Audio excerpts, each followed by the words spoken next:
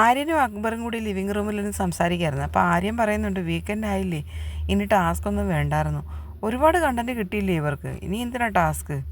അപ്പോൾ അക്ബർ പറയാം, ടാസ്ക് ഇനി കാണാൻ സാധ്യതയില്ല, കാരണം രണ്ടുപേരും അകത്ത് കിടക്കുകയില്ലേ, അപ്പോൾ ഇനി ടാസ്ക് കാണാൻ സാധ്യതയില്ല.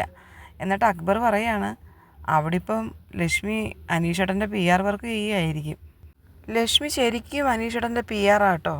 ഇന്നലെ അനീഷേട്ടൻ ചെയ്യാൻ പോകുന്ന കാര്യം ഞാൻ പ്രെഡിക്റ്റ് ചെയ്തതാണ്, അത് വളച്ചൊടിക്കലാക്കി. കുറച്ചൊക്കെ അവളങ്ങ് പ്രിൻസിപ്പൾ കളിക്കല, പിന്നെ എന്തോ നോളജ് ഉണ്ടെന്നുള്ള ഒരു ഇതാണെന്ന് ആര്യം പറയുന്നുണ്ട്.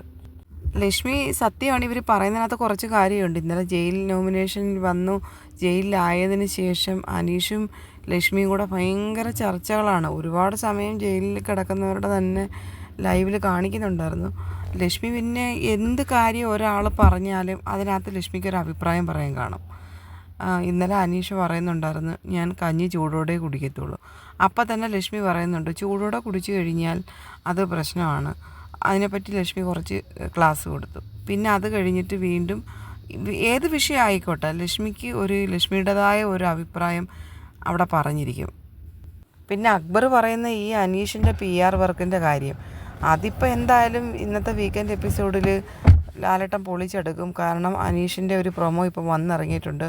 ലാലേട്ടൻ അനീഷിനെ റോസ്റ്റ് ചെയ്യുന്നതായിട്ടാണ് നമുക്ക് ആ വീഡിയോയ്ക്കകത്ത് നിന്ന് മനസ്സിലാക്കാൻ സാധിക്കുന്നത്.